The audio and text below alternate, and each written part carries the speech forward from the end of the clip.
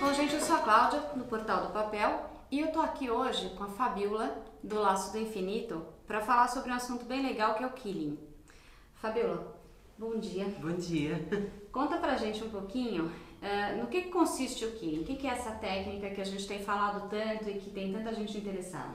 Então, o quilling, ele é uma arte que a gente enrola tiras de papel com a ajuda da pressão dos dedos e com auxílio também de uma ferramenta, você pode modelar e criar os desenhos que você imaginar. É o quilling faz pecinhas que depois a Fabiola vai mostrar alguns trabalhos que você montando consegue fazer formas e figuras como quase como um mosaico de certa maneira, né? Só que as pecinhas também têm um movimento pela maneira que elas são formadas, né? Isso mesmo. Fabiola, explica um pouquinho pra gente, na maneira de trabalhar com quilling, quais são essas ferramentas? Então, a ferramenta básica, essa ferramenta que chama ferramenta para quilling, que ela tem uma fresta, que é por onde a gente encaixa a tira de papel e faz esses rolinhos, né? O quilling, ele é uma arte em espirais. Então essas bobinas, esses espirais que a gente vai modelando e depois formando os desenhos. Então essa é a ferramenta base, que se de repente você não tem em casa, eu já improvisei também muito, viu, Cláudia? Às vezes não achava disponível. Eu cheguei a improvisar com palito de dente cortadinho também. Palitinho, pra fazer isso mesmo, com estilete, então tem essa possibilidade também. Aí no mais de ferramentas, é uma tesoura de ponta fina, pinça para artesanato, uma pinça também de ponta fina, que a pinça funciona como uma extensão da nossa mão. Como a gente está trabalhando com pecinhas muito pequenas, às vezes não tem como eu entrar lá dentro e mexer, para né? pegar a pecinha, então, para depois poder a colar. pinça, eu falo que é a extensão dos nossos dedos, ajuda muito. Cola branca, também cola de escola, né? Cola escolar. E aí tem essa ferramenta que a gente chama de gabarito, que são várias bolinhas, né? De vários diâmetros, que é usado para padronização de peças. Então, se eu vou fazer uma flor, as pétalas precisam ter o mesmo tamanho. Esse acho que é outro ponto importante da ferramenta, que é a questão da padronização, né? Quando a gente usa a ferramenta para fazer cada pecinha, você vai ter o mesmo tamanho sempre para aquilo que você está fazendo. Isso. E quando você faz na mão, acho que você não chega a ter um padrão para o que você está formando. Isso mesmo. Vamos fazer uma para a gente poder mostrar?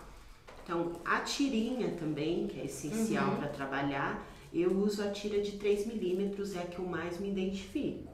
Mas nada impede de você poder depois experimentar outras espessuras. Então, essa aqui é de 3 milímetros, tá? Enquanto a Fabiola tá mostrando, eu vou mostrar aqui para vocês um pouquinho, a gente vai ver no detalhe, em foto, mas a diferença de uma peça de 3 milímetros e aqui alguns trabalhos, como esse aqui, por exemplo, que já a Fabiola usou, quanto foi? 1 centímetro, né? 1 centímetro, porque aí aqui a altura para esse trabalho era desejável que fosse uma tira mais alta. Então, essas tiras de papel, elas podem ser cortadas com guilhotina, com estilete, uma gráfica pode cortar para você. E existem agora algumas empresas que estão começando a vender já as tirinhas cortadas. Então, Você tem possibilidade de ter uma máquina de corte, né? Uma mini plotter, também tem como cortar, né? Então, aqui eu tenho a ferramenta que eu encaixo a tira, né? A tirinha na ponta e eu vou enrolando, fazendo a minha bobina, né? E aí é interessante que a partir dessas pecinhas, a Fabiola vai mostrar que depois você pode ter vários formatos diferentes. A gente vai poder ver aqui no detalhe que essas pecinhas depois viram bolinhas, gotas, e acho que mesmo a pecinha, pelo que a gente estava vendo nos trabalhos, quando você vai fazer uma pecinha de tamanho bem pequeno, essa tira pode ser menor, né? Normalmente, qual que é o tamanho da tira que você trabalha? 30 centímetros. 30 centímetros. E aí, quando é uma conta menor, trabalha-se com menos papel também no comprimento, né? Então, aqui eu soltei, né, a bobina que eu fiz, e aí eu posso tirar da ferramenta, né? Aqui que a gente fala na padronização, né? A bolinha vai ter aí tamanho eu tenho, certinho. por exemplo, posso fazer várias desse mesmo tamanho. Tem uma numeração aqui que é o diâmetro, né? No caso eu soltei no diâmetro 15. De 15 milímetros. 15 milímetros. E aí eu consigo fazer várias bobinas nesse mesmo diâmetro. Então eu consigo essa padronização se o trabalho exige isso. Tem trabalhos que não, dependendo, eu vou fazer uma coisa abstrata, não precisa de nada disso, então eu posso, né, fazer livremente. A Fabiola tem uma outra ferramenta também, essa é importada, não vende no Brasil, faz as ondinhas. Isso. Que a gente vai poder ver depois, eu vou mostrar algumas fotos onde a gente vai ver o trabalho em detalhe. Sim. E aí vai dar para entender. E aí são duas alavancas, né? Deixa eu só encaixar primeiro. São duas alavancas que com uma manivela a gente gira e ele faz... E ela faz as ondinhas no papel. Olha lá.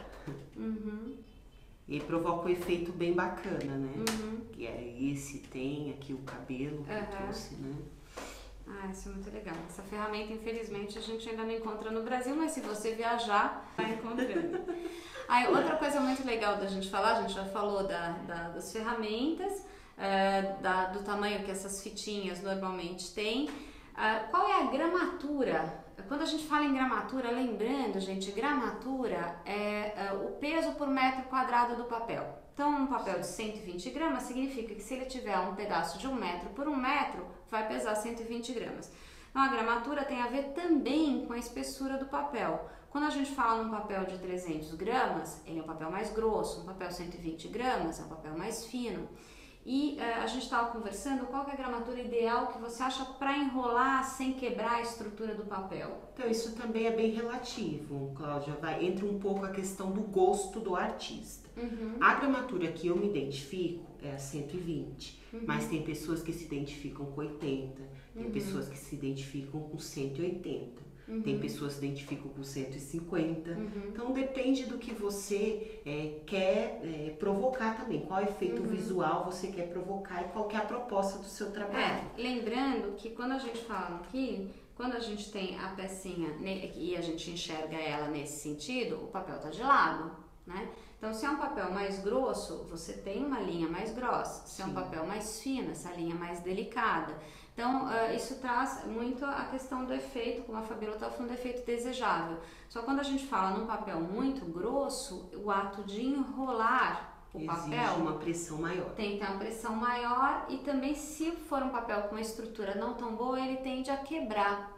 Então, eu acho que também vai muito dessa experimentação, Sim, né? Eu acho que vale a pena quando experimentar a gente fala, e ver. A Fabiola faz bastante o trabalho de lettering, né? Que fica muito bonito, que é você fazer as letras do alfabeto decoradas com as pecinhas do Kili. E aí, essa estrutura também, às vezes, pode pedir alguma coisa com um pouco mais de corpo, né? Porque, de repente, eu quero uma coisa bem marcada, né? Dependendo da proposta. Então, eu posso, de repente, usar uma tira 180, nada impede. Né? Mas é legal experimentar e ver com o que você se identifica. Tem pessoas que amam a 180. Sim. Assim como tem pessoas que, entrando na espessura também da tira, tem gente que só faz trabalhos com meio centímetro. Né? Então, depende muito. Aí entra um pouco da liberdade, da linha de expressão e criatividade do artista. Sim. Uma coisa que é legal a gente pensar também, quando a gente vê nos próprios trabalhos da Fabiola, a gente percebe que nas tirinhas a gente está falando de papéis normalmente coloridos, né? Porque você vai ter, pode ser um trabalho, dependendo do teu objetivo, em uma cor só no preto ou só no cinza, mas normalmente aqui essa parte de vida da cor é muito importante. Então, a gente fez um vídeo recentemente falando sobre papéis coloridos e vale a pena ver para a gente pensar em 2 aspectos. Que existe uma variedade de cor muito grande, a gente fala, por exemplo, de linhas como Color Plus, Pop Set, linhas, mesmo a Fabiola estava comentando que até o próprio F-Card, que é uma linha de cartolina, pode ser usada com efeitos bastante interessantes para o Kili. E a gente tem que ter a preocupação também da questão da solidez da cor à luz, que é a questão de desbotar o papel. Então, um papel de boa procedência, imagina você fazer um trabalho lindo desse e perder porque o papel com o tempo desbotou. Bom, agora falta uma coisa importante para ver com a Fabíola. Fabíola, o que você costuma fazer de trabalho com o quilling? Então, atualmente, o que eu mais tenho feito são quadros, principalmente quadros para porta-maternidade. Então, vai nascer o filho, eles querem, né, ter um quadro personalizado, às vezes utilizando o mesmo tema que foi preparado em enxoval. Então, eu faço muito assim, mas assim, também quadros referentes às preferências das pessoas. Então, faço quadros sobre música, faço quadros sobre bike, faço quadros também inusitados, né? Legal, o uso corporativo também é uma possibilidade. Por exemplo, o logo de uma empresa. Sim, já fiz também. O restaurante. Então, Aí a gente eu queria mostrar aqui, a Fabíola tem um autorretrato dela, que é muito lindo, que foi feito em quadro. É uma peça que me... Tá parecida, claro. Tá parecida, tá bom. Uma coisa que eu quero mostrar pra vocês também, que é um outro trabalho que a Fabíola faz que eu acho lindo, que são as bijuterias. Então, brinco, colar, esse aqui que tem esse movimento, eu acho lindo, essa peça ficou linda, o seu também tá... Então, isso também, imagina quanta cor que você pode explorar. E as miniaturas também, a gente vai ver em detalhe com foto, essa aqui eu quero mostrar pra vocês. Imagina, um restaurante japonês poder dar para os seus principais clientes um imã de geladeira de sushi é uma peça linda. De bom, né? A Fabíola tem curso especial, inclusive, sobre peças para Natal também, essa aqui é uma super bonita.